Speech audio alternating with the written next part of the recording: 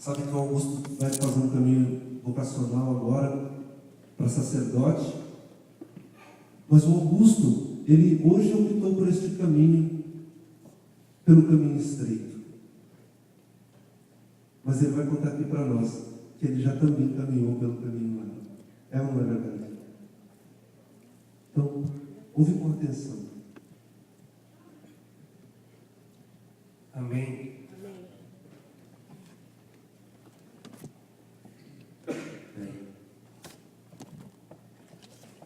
Bom, para aqueles que não me conhecem, meu nome é Augusto, eu tenho Augusto Fernando, eu tenho 21 anos de idade, estou aqui nos Estados Unidos há mais ou menos, desde os meus 11, então vai fazer 10.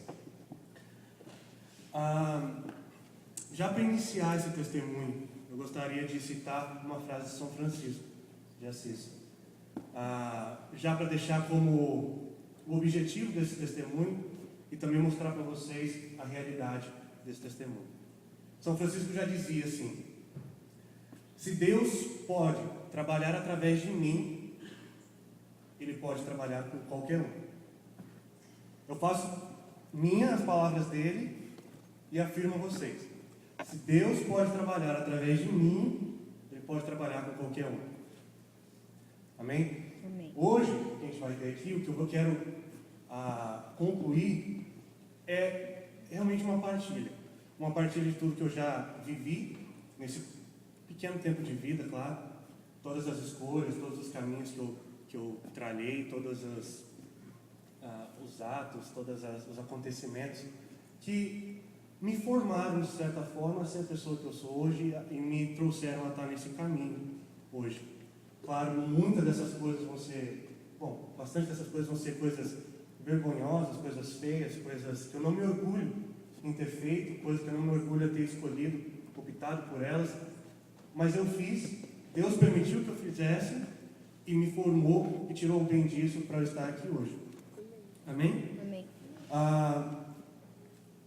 E por ser coisas vergonhosas, coisas feias, coisas que eu não me orgulho, só para deixar claro, eu não venho com um ar de vergonha, com um ar de medo do que vocês vão pensar de mim, com um ar de medo do que vocês vão pensar do que eu já fui, pelo que eu já fui, como que eu posso estar aqui agora. Mas eu venho com muita alegria. E é esse mesmo o objetivo. Mostrar toda a ruína que eu já fui, todo o mal que eu já causei a mim mesmo, mais do que qualquer um. E deixando bem claro, a ruína que eu já fui, que ainda sou, a pequenez, a miséria que eu ainda sou, deixar mais claro ainda as maravilhas, o poder de Deus que teve em minha vida, o tanto que Ele realizou em mim. Amém? Amém. Para dar, assim, uma visão geral da minha vida, de onde eu venho, por onde eu já passei, eu nasci, eu sou filho da Denise e do Edson, sou irmão do João Guilherme, sou tio do João Gabriel. Eu sou nascido lá em Assis Chateaubriand. Para quem não conhece, quando Jesus enviou os apóstolos lá e disse: ide aos confins da terra, Ele estava mandando eles a Assis Chateaubriand. Sério? Mas eu só nasci lá também. Eu acho que o hospital era mais barato, né, mano? Aí o hospital era mais barato, depois a gente foi para Curitiba. Toda a minha infância eu morei em Curitiba, até acho que uns 9 anos de idade. Então a maior parte da minha infância foi em Curitiba. A gente morava em apartamento, logo assim no restaurante que minha mãe trabalhava, meu pai. Então, resumindo, eu não tive infância, né? Por isso o resultado dessa criança boba que tem hoje, né? Então, morei em Curitiba até os 9 anos. Alguns anos antes de vir para os Estados Unidos, eu morei em Toledo, também no oeste do Paraná. E depois, aos 11 anos, eu vim para os Estados Unidos. Morei aqui no Cape mais ou menos uns 4 anos, até que nós nos mudamos para a Flórida. E lá eu morei mais 3. Na Flórida, lá eu graduei a high school. Logo após a minha formatura, eu abandonei minha mãe sozinha lá naquele forno. E voltei aqui para o Cape. Comecei a trabalhar com meu pai. Estou aqui até hoje, pelo menos por mais alguns dias. Né? E isso nos traz ao dia de hoje.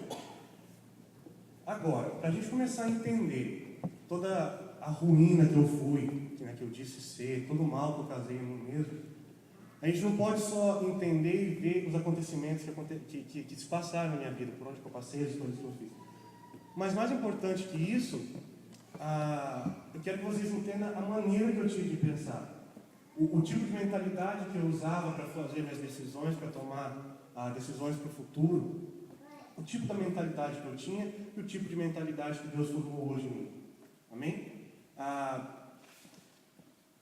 Toda a ruína que eu fui, vamos dizer, a maior parte dela foi causada pela bebida e pelas coisas profanas, pornografia, pelo sexo. Isso me desviou muito do caminho de Deus. E isso já foi apresentado a mim, eu já fui introduzido a isso desde muito cedo. Mesmo antes de vir nos Estados Unidos, antes dos meus 11 anos de idade, lá pelos 9, 10 anos de idade, eu já comecei a ser introduzido à pornografia, ao sexo, eu comecei a ter curiosidade do que são essas coisas, ao cigarro, bebida, coisas assim, desde muito cedo. E começou a surgir a curiosidade do que são essas coisas. Eu tinha 2 primos que moravam em Goiânia, e quando eles vinham passar as férias, eles sendo da cidade, conhecendo mais as coisas, né, as modas do mundo, ele vinha e apresentava pra gente, assim, a gente ficava conhecendo, querendo experimentar também, né? E isso muito mais foi evoluindo quando a gente veio para os Estados Unidos, né, com 11 anos, é uma mudança muito difícil para um jovem, para uma criança, essa transição de uma cultura a outra, de um tipo de pessoas a outras, é tudo diferente. Então, o que uma criança, um jovem busca é se encaixar, é se sentir em casa, se sentir acolhido. E eu lembro que, durante um tempo, a gente fez isso, e a única maneira que a gente tinha de fazer isso era tentar se encaixar em algum grupinho. Pena que o grupinho que a gente escolheu foi um grupinho bem único. O grupinho que gostava dessas coisas também, de bebida, de drogas, de sexo, pornografia, prostituição. E para a gente encaixar dentro desse grupinho, a gente tinha que ser um deles. A gente tinha que experimentar e fazer aquelas coisas que eles faziam também.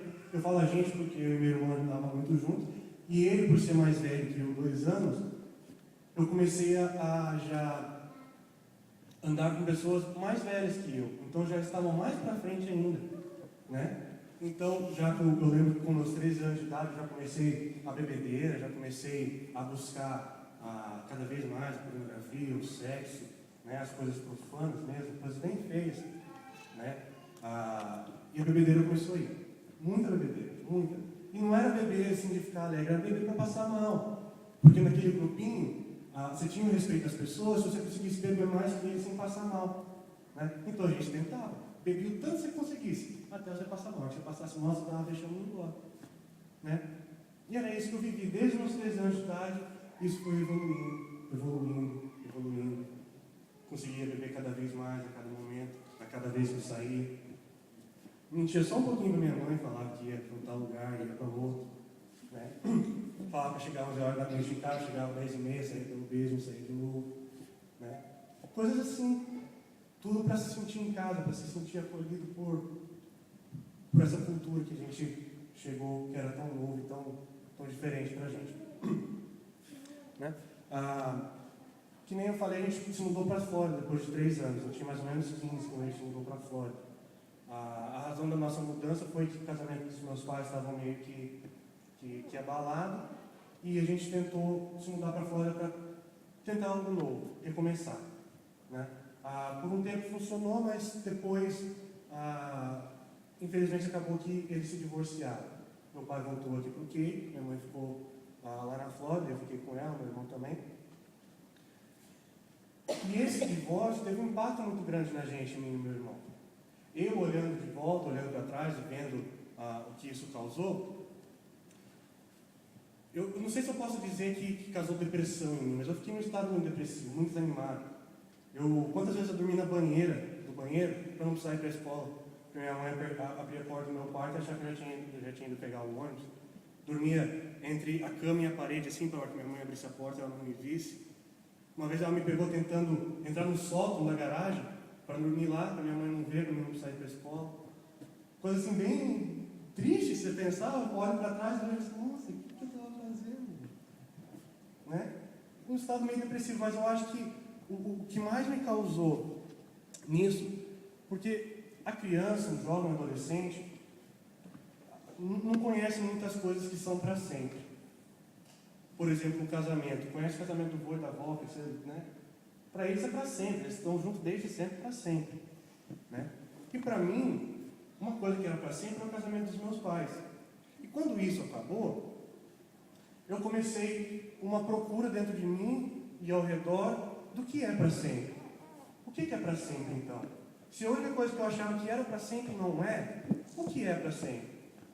O que é que eu posso me escorar nisto, nesse relacionamento, nesse relacionamento e confiar nescolamente que será para sempre, que eu vou ter esse apoio para sempre. E nisso, nessa busca do que é o para sempre, eu comecei as minhas ilusões namorosas, de namoros, em paixões. Me apaixonava muito fácil e tentava me doar totalmente aquele namoro, aquela pessoa, para que aquilo pudesse ser para sempre. Para que aquele vazio do que é o para sempre, o que é eterno, que existia dentro de mim, pudesse ser preenchido. Mas eram apenas ilusões. Eu era um jovem de 16 anos, 15, 16 anos, já queria ter algo para sempre. Não funcionava, não funcionou. Né? E nisso também já continuava na bebedeira, né? Procurando sexo, experimentando drogas, buscando dinheiro, né? As coisas que eu procurava para sempre, eu procurava preencher aquilo dentro de mim que pedia algo para sempre, algo eterno, através das minhas paixões, dos meus namoros, através do dinheiro, né? Através do sexo e do poder. O poder que eu queria ter não era poder sobre as outras pessoas. Eu queria ter o poder sobre a minha própria vida. Eu queria ter segurança que eu teria o poder de ditar o que eu seria no futuro, o que eu deixaria de fazer, o que eu faria. Eu queria aquele poder. E como que eu poderia ter aquele poder? Eu pensava na minha mente que eu poderia ter aquele poder se eu tivesse bastante dinheiro. Porque tendo bastante dinheiro eu posso fazer o que eu quiser. Eu posso ir para uma faculdade boa, eu posso ter uma formatura boa, então eu posso fazer o que eu quiser. Então a busca daquele poder já veio o dinheiro, a busca do dinheiro incessável. Eu era meio que fanático de trabalhar. Quanto mais dinheiro, melhor. E nesse meio tempo, tentava preencher esse vazio que ainda havia, né? Que claro, essas coisas não preenchiam meu coração, não preenchia aquilo que eu buscava, então eu buscava no sexo, nas drogas, na bebida, né? E quando eu estava na Flórida ainda, nos meus 16 anos, eu, na busca desse para sempre, numa dessas paixões, eu tinha uma amiga na Flórida, só que não era só amiga, eu queria algo a mais dela, né? Era amigo porque eu queria algo a mais. E um dia ela me convidou para ir para um retiro carismático. Nesse meio tempo, eu não frequentava a igreja, não tinha interesse nenhum por isso. De vez em quando a gente morava aqui no Rio, a gente ia à missa. Na Flórida, a gente começou a igreja, frequentar a missa e as festas da igreja só porque a gente não conhecia ninguém mesmo, para tentar se enturmar. E essa é a única razão que eu ia. E numa dessas festas da igreja, eu conheci uma menina, a gente começou, essa mesma menina me convidou um dia, então, para a gente ir para o retiro. Eu, muito esperto e muito astuto, eu falei assim, eu estou querendo ficar com ela. Ela está me convidando para passar 3 dias com ela, é a chance da minha vida. É claro que eu vou. Perguntei para o pai e para a mãe, não pode ir. E fomos para esse retiro. Gente, para que eu fiz isso? Me desculpa, mas eu não tive uma conversão radical, que a partir de um dia, um homem novo. A partir de um dia saiu ressuscitado, que era amor ressuscitou. Não foi. Foi uma transição. E esse retiro foi o ponto de início, onde deu início a tudo que Deus quis fazer em mim. Esse retiro foi com o Dunga, foi lá na Flórida. E na época eu achava que minha vida tinha mudado completamente. Mas hoje, olhando para trás, realmente não. Talvez a primeira semana eu ficava com aquelas coisas na cabeça, meio que culpa e tudo mais, mas depois já voltou tudo a mesma coisa. Né? Aí depois disso, depois daquela chance de passar 3 dias com o menino que eu tive, a gente começou a namorar e ficou um namoro sério. tal, buscando aquele para sempre, buscando aquele eterno. E nesse namoro sério, aí que mesmo que a gente, que eu buscava na bebedeira preencher aquilo que ainda estava vazio. Buscava no sexo o que estava vazio, buscava na pornografia o que estava vazio. Entende? Então, daquele dia, daquele retiro, que Deus botou aquela primeira semente em mim, foi onde tudo começou.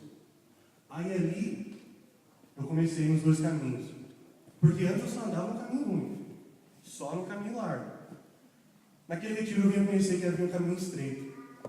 Só que eu andava com o pé no caminho estreito, aí saía do caminho estreito. Voltava, aí tinha um retiro, daí ia pro retiro, colocava o pé no caminho estreito de novo, nossa, muito estreito, eu saía.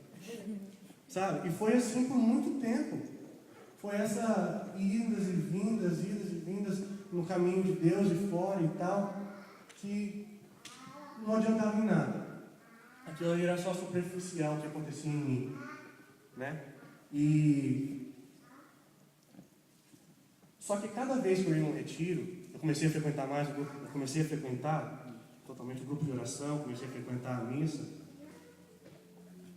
porque aquilo me fazia bem.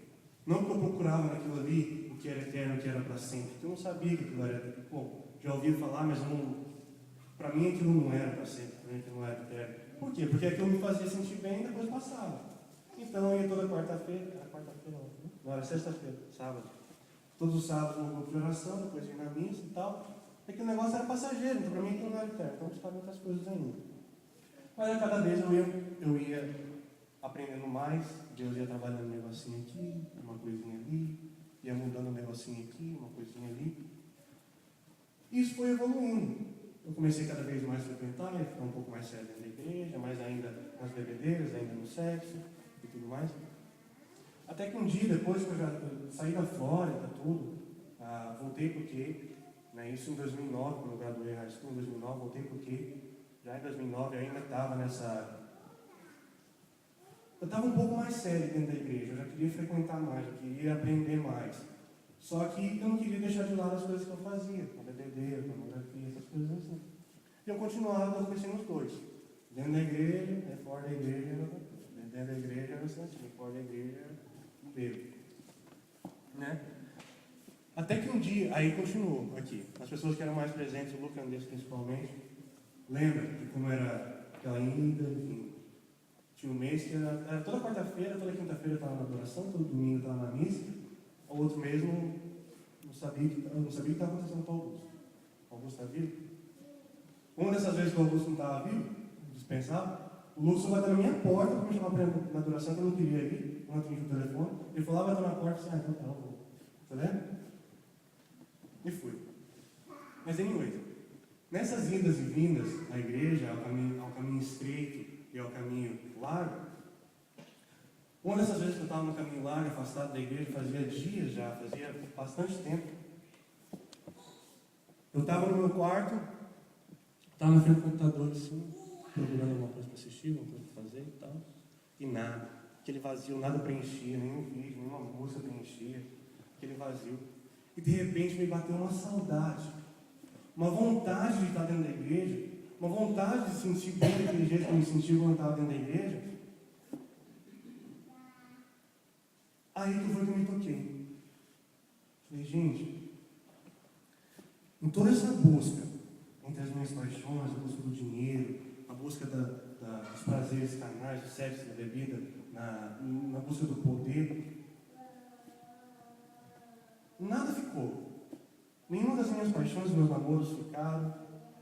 A embriaguez passava logo no próximo dia, deixava só a ressaca. A busca por dinheiro chegava, mas depois já passava também. E nada ficava.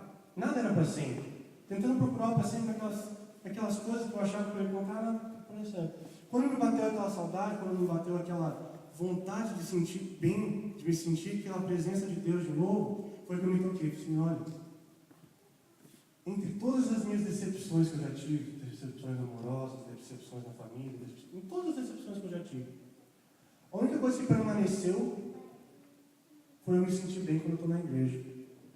Aquilo permaneceu. Aí eu comecei, será que aquilo é para sempre? Eu decidi que eu tentaria.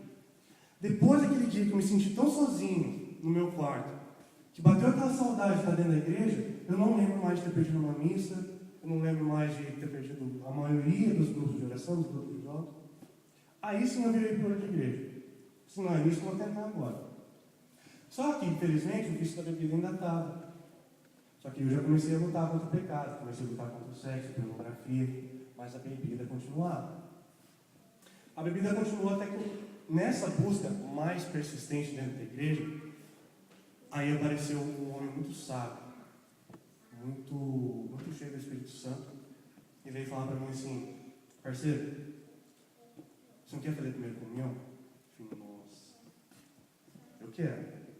Eu não tinha feito primeira comunhão, não tinha feito catequese, não tinha feito crisma nem nada, porque quando eu saí do Brasil com 11 anos de idade, eu tinha começado. Só que quando a gente chegou aqui, eu não me interessava, a dificuldade de ter em outro país, de procurar onde que vai e tal, as incertezas do que é, o que não é, morreu aquilo ali. E eu com 19 anos de idade já não tinha nem a primeira comunhão.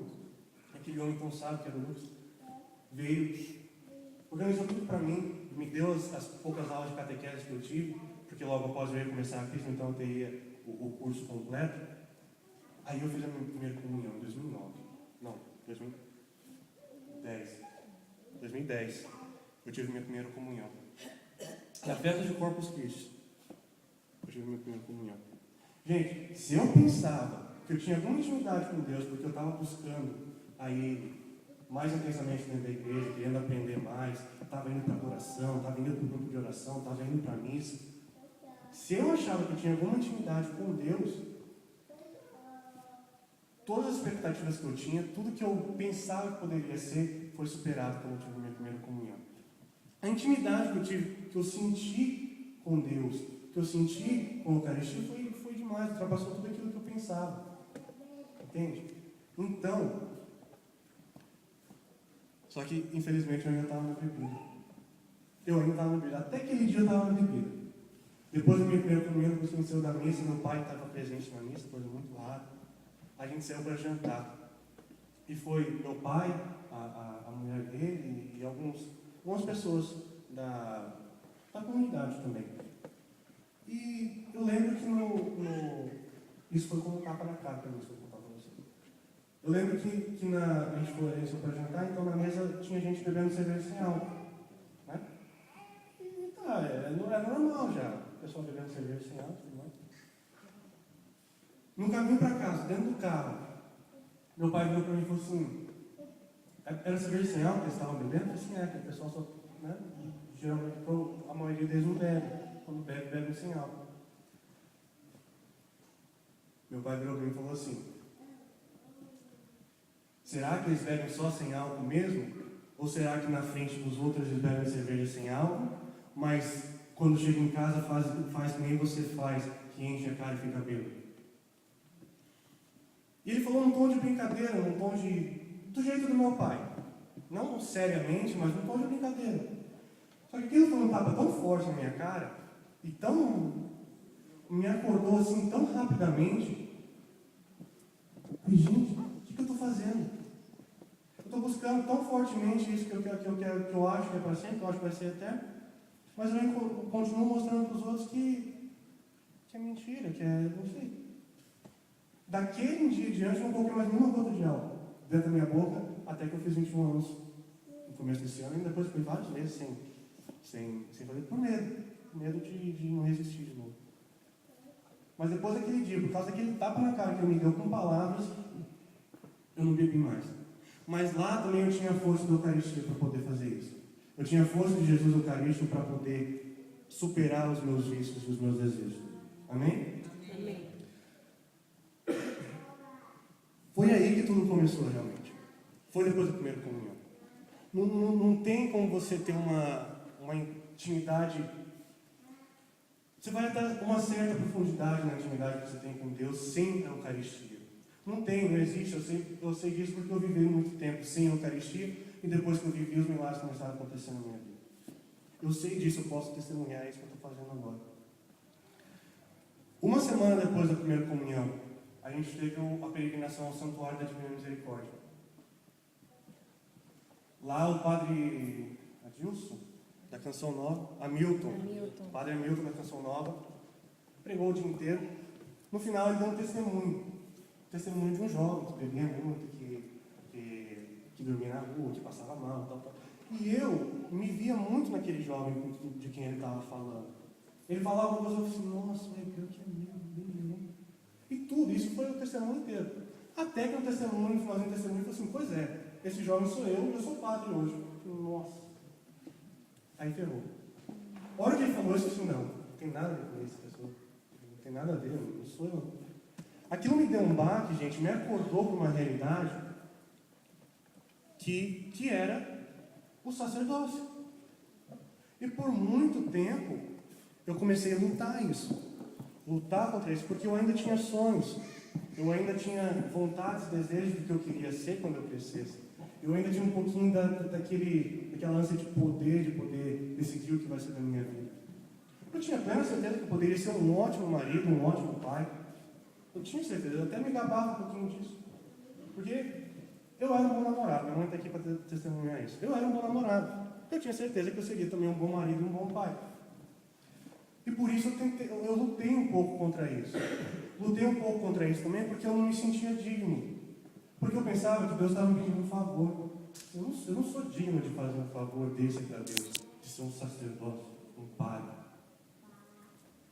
Só que um dia eu me toquei de duas coisas. Primeiro eu aprendi com Santo Agostinho. Santo Agostinho dizia que ter fé não é simplesmente você esperar que Deus te ajudará nos teus planos, que Deus te ajudará nos teus sonhos. A fé verdadeira é como se você assinasse um papel em branco e desse para que Deus escrevesse o que quisesse nesse papel. Quando eu aprendi isso, quando eu tomei posse disso, eu fiz isso. Eu assinei esse papel e eu, faz o que você quiser. Eu entendi também que Deus não me pediu um favor. Deus estava me dando a oportunidade da minha vida para ser feliz, para agarrar aquilo que é eterno, aquilo que era para sempre, que era a minha vocação, que era a vontade dele para a minha vida. A partir desse momento, eu disse, ok, Senhor, vamos nessa, vamos ver no que dá. Né? Para você ver como Deus às vezes pode ser irônico. Né? Eu buscava, né, a preencher aquilo que era eterno, aquilo que era para sempre, com o quê? Com as paixões, né? As paixões, o dinheiro, o sexo e o poder. Quando Deus me chamou ao sacerdócio e à vida religiosa, o que Ele me ofereceu? Ele me ofereceu uma paixão, essa daqui, ó. Uma paixão salvífica, uma paixão redentora. Ele me convidou, em vez de viver a busca do dinheiro, viver a pobreza. Ele me convidou, em vez de viver a busca do sexo e a busca dos prazeres carnais, de viver a castidade. Ele me convidou, em vez de querer ter poder da minha própria vida, ao invés de querer ditar o que vai acontecer comigo no dia de amanhã, Ele me convidou a viver na obediência. Ironia, né?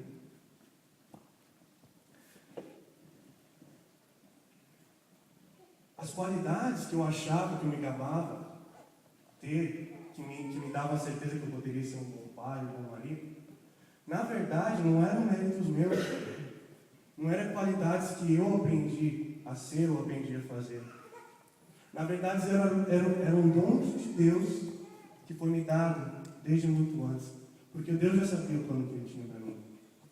E esses dons que eu achava que eram qualidades minhas, para ser um bom pai, um bom marido, são todos os dons que eu preciso para ser um bom sacerdote, para ser um bom religioso, ser fiel, ter uma entrega total àquilo que eu amo, àquilo que eu vivo. Da mesma maneira que eu teria que ter com a minha família. Né?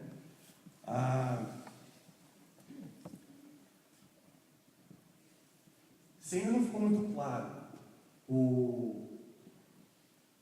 a transição daquele homem velho que vivia no caminho largo a esse homem seminovo que eu sou hoje, que tenta viver nesse caminho estreito, eu vou contar duas histórias para você. Uma é a mais o vexame maior que eu já dei na minha vida, porque estava muito bêbado. E a outra é uma coisa que eu nunca contei para ninguém, mas é o maior momento de intimidade que eu tive com Deus. Foi numa oração quando eu estava no retiro vocacional. Para vocês verem a diferença do que era do que tenta ser hoje. Entendeu? O que era? Uma vez a gente estava no acampamento na Flórida. Infelizmente minha mãe estava lá. Gente, eu fiz minha mãe sofrer muito.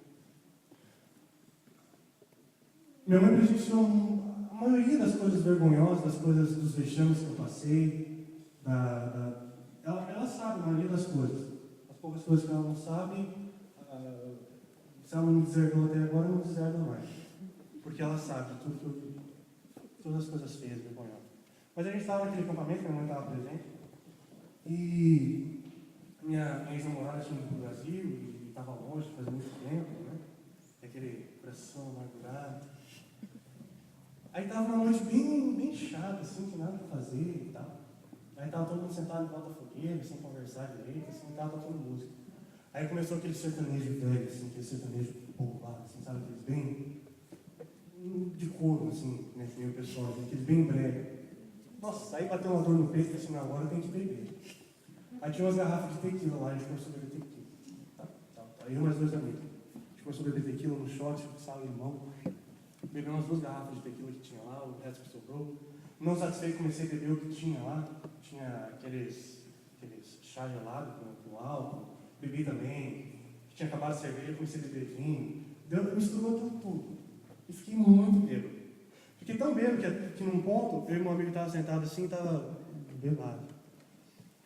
Eu estava brincando com a lanterna, eu estava apontando a lanterna, assim, de uma hora apontou para minha barraca. Eu falei assim, eu vou dormir lá hoje. Na minha barraca. Só que no meio do caminho entre eu e minha barraca tinha um lixeiro. Aí meu amigo falou assim, você vai dormir no lixeiro? Eu falei, não, minha barraca. Duvido que você vai dormir no lixeiro. Gente, não duvido um bêbado, não. Ele faz. Eu fui, gente, fui deitar no lixeiro. Eu entalei, gente. O lixeiro assim, o lixeiro quadrado, eu fui entrar no lixeiro assim, ó. Eu caí, eu fiquei com a cabeça para fora e as pernas. Dentro do lixeiro quadrado. Imagina, gente, a cena. Bêbado que nem um gambá. Dentro do lixeiro. O lixeiro estava cheio, estava sujo.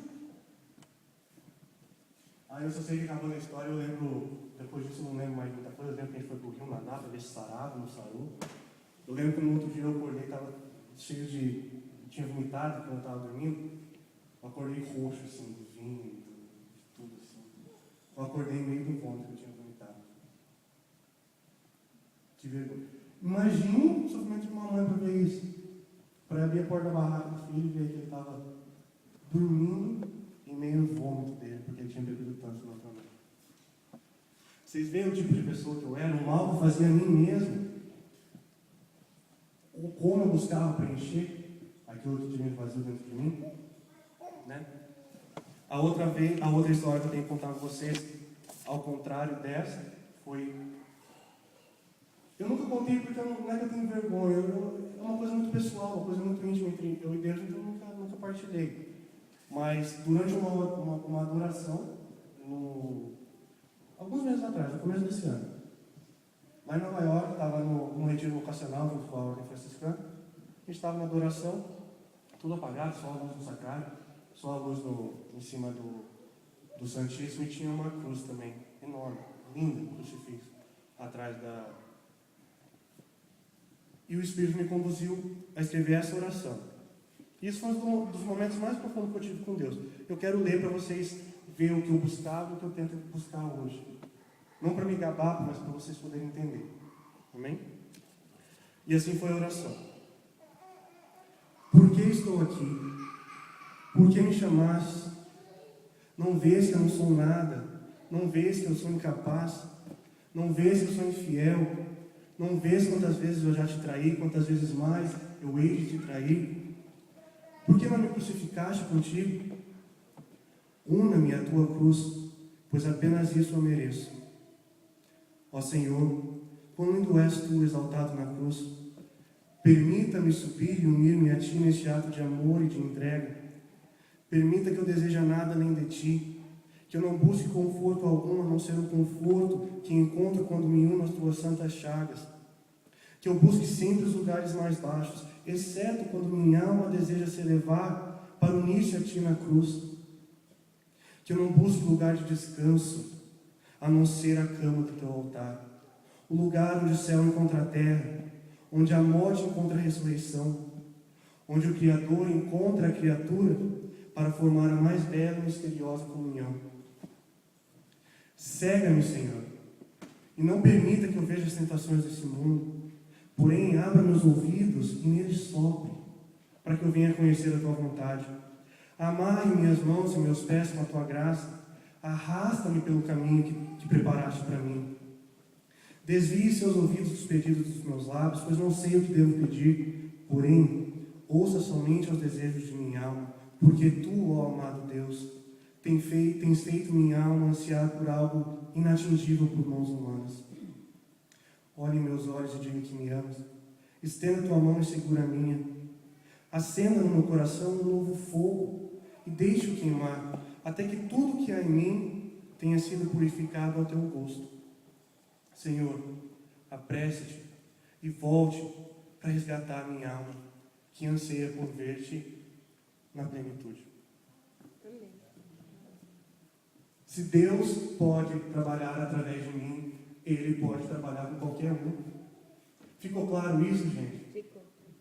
Ficou claro para vocês que não importa o que vocês já foram, o que vocês são, o que vocês deixariam de ser?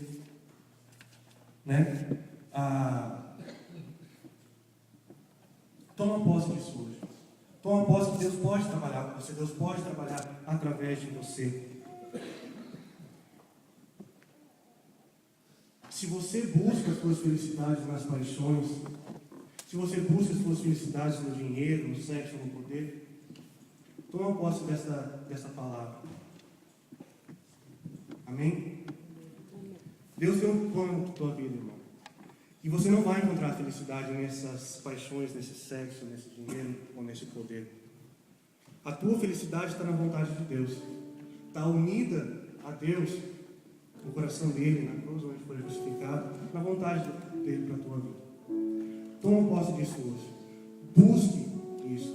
Busque o que é a vontade de Deus para a tua vida. E assim você será feliz. Acredita em mim.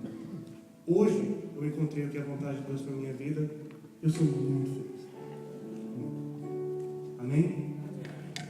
Obrigado. Fica aqui do meu lado.